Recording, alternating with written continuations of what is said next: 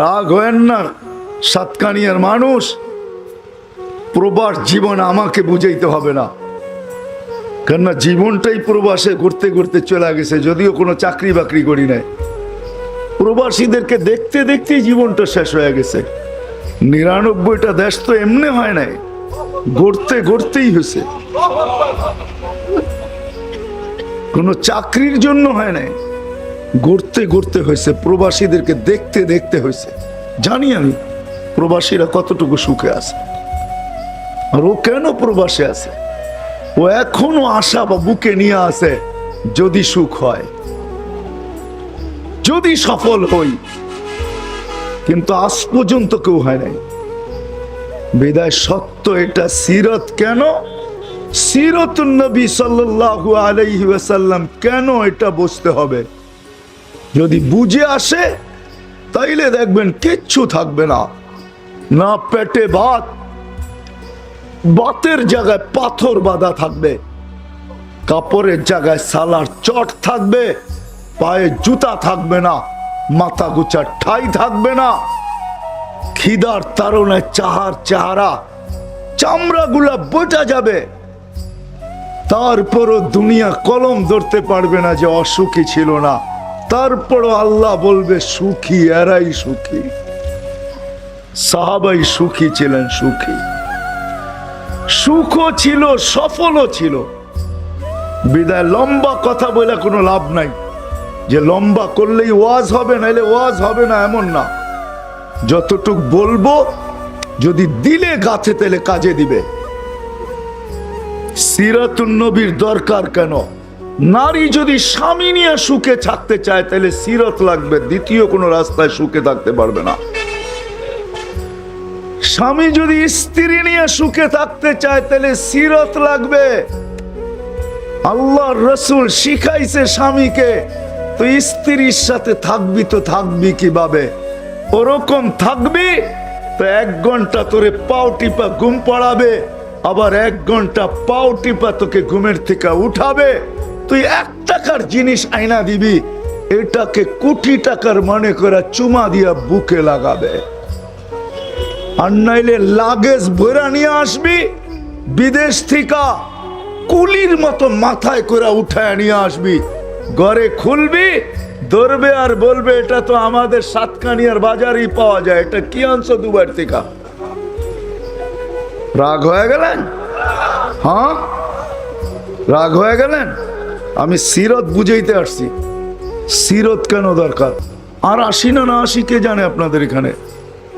আসা তো কোনো বাধ্য না যে প্রতি বছর আসতে হবে, সুযোগ হলে আসবো, বাকি প্রত্যেক বছর এই চিটাং আসবো, বাকি বাংলাদেশ রয়ে গেছে না 65টা জেলা। কিয়ামতের দিন বাকি জেলাওয়ালারা যদি ধরে যে খালি চিটাগাঙ্গে মনে নোট বেশি দিছে, ওইখানেই গেছেন, আমাদের জেলা আসেন না, আমাদেরকে বোঝান না, দাঁড়ান আপনি কাঠগড়ায়, ওই সময় কি জবাব দিব? এই জন্য বাংলাদেশের প্রত্যেক জেলায় যেতে হবে। এই জন্য সিরাত বুঝাইতেছি যে সিরাত কেন দরকার। যেই জিনিস মানুষ দরকার বোঝে, প্রয়োজন বোঝে, বাপের জমিন বিক্রি করতে দ্বিধা করে না। বহু চিটাঙ্গে আছে বাপের বিটা বিচকি করে সৌদি আরব গেছে, না যায় নাই? রাগ হয়ে গেলেন কেন? ওর বুঝে আসছে বিদেশ যাওয়া, এই জন্য বিটা বিক্রি করছে। সবাইকে বলছে 1 বিটা না 100 বিটা কিনা দিব। যা দেখা গেছে যেটা ছিল ওটাও হারাইছে, জীবনে 1 বিটা তো দূরের কথা 1 বিঘা কিনতে পারে নাই, কোনো মতে জীবনটা কাটায় শেষ করে দিছে। সত্য তো? আবার কেউ দেখা গেছে 100 কিনেও ফেলছে। আল্লাহর ইচ্ছা যার পক্ষে ছিল সে কিনছে, আল্লাহর ইচ্ছা যার পক্ষে ছিল না সে কিচ্ছু করতে পারে না, শুধু গেছে আর আসছে, আর কোনো মতে জীবনটা চলছে। বিদায় আমি যেটা বুঝাইতে চাইতেছিলাম যে সিরত কেন প্রয়োজন, সিরাতুন নবীর দরকারটা কি, আল্লাহর রাসূলের ক্যারিয়ার দরকারটা কেন, আদর্শ দরকারটা কেন, লাইফ স্টাইলটা দরকার কেন। আজকে লাইফ স্টাইল তালাশ করেন, আমাদের মেয়েরা পর্যন্ত সারা রাত্র দেখে কোন স্টাইলে চুল আঁচড়ানো যায়, কোন স্টাইলে বেনি করা যায়, কোন স্টাইলে মেহেন্দি লাগানো যায়, কোন স্টাইলে কাপড় বানানো যায়, সারা দিন দেখে।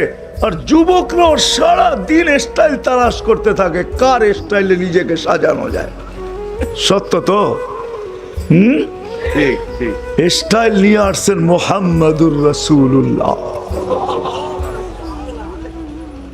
লাইফ স্টাইল নিয়ে আসছেন, আদর্শ নিয়ে আসছেন, কেরিয়ার নিয়ে আসছেন। বিদায় যুবক যদি আল্লাহ পাইতে চায় তাহলে মুহাম্মাদুর রাসূলুল্লাহ, যুবক যদি যৌবন দিয়ে আল্লাহ পাইতে চায় তাহলে মুহাম্মাদুর রাসূলুল্লাহর বিকল্প নাই। পুরুষ যদি পুরুষত্ব দিয়ে আল্লাহ পাইতে চায় তো মুহাম্মাদুর রাসূলুল্লাহর বিকল্প নাই। নারী যদি নারীত্ব দিয়ে আল্লাহ পাইতে চায় তো মুহাম্মাদুর রাসূলুল্লাহর বিকল্প নাই। হাটওয়ালা হাটে বসে যদি আল্লাহ পাইতে চায় তাহলে মুহাম্মাদুর রাসূলুল্লাহর বিকল্প নাই। বাজারওয়ালা বাজারে বসে যদি আল্লাহ পাইতে চায় তো মুহাম্মাদুর রাসূলুল্লাহর বিকল্প নাই। অফিসওয়ালা অফিসে বসে যদি আল্লাহ পাইতে চায় তাহলে মুহাম্মাদুর রাসূলুল্লাহর কোনো বিকল্প নাই। আদালতওয়ালা যদি আদালতে বসে আল্লাহ পাইতে চায় তো মুহাম্মাদুর রাসূলুল্লাহর কোনো বিকল্প নাই। কারণ আল্লাহর রাসূল আদালতওয়ালাকে বলছেন, আদলু ইয়াউমিন তাদিলু ইবাদাতা 60 সানা। তুই এইখানে বসে আছিস, একদিনের ইনসাফ তোকে 70 বৎসরের ইবাদতের চেয়ে বেশি নেকি দিবে। আল্লাহর রাসূলের আদর্শ আছে ওইখানে। একদিন কোন নফল ইবাদত না, নফল না, এখানে নফল নফল না। আদলু ইয়াউমিন তাদিলু ইবাদাতা 60 সানা, এখানে নফল না। 60 বৎসর বন্দেগি করার পরে যেখানে পৌঁছবে একদিনের ইনসাফ আদালতওয়ালা আদালতে বৈশা কামাবে। কিন্তু মুহাম্মাদুর রাসূলুল্লাহ লাগবে। আল্লাহ রাসূল শুনাইছেন আদালতওয়ালাদেরকে, ইন্না ফিল জান্নাতি ওয়াদিয়ান, ইন্না ফিল ফিরদাউসুল আলা ওয়াদিয়ান। ফিরদাউসুল আলার ভিতরে একটা সোসাইটি আছে, এরিয়া আছে, জায়গা আছে। লা ইয়াদখুলুহা ইল্লাল আদিল, ইনসাফকারী ছাড়া ওই সোসাইটিতে কেউ ঢুকতে পারবে না। ওটা কোনো নির্মমানের সোসাইটি না। ফিরদাউসুল আলার ভিতরে সবচেয়ে উন্নত সোসাইটি আল্লাহ কুদরত দিয়ে বানায় রাখছে।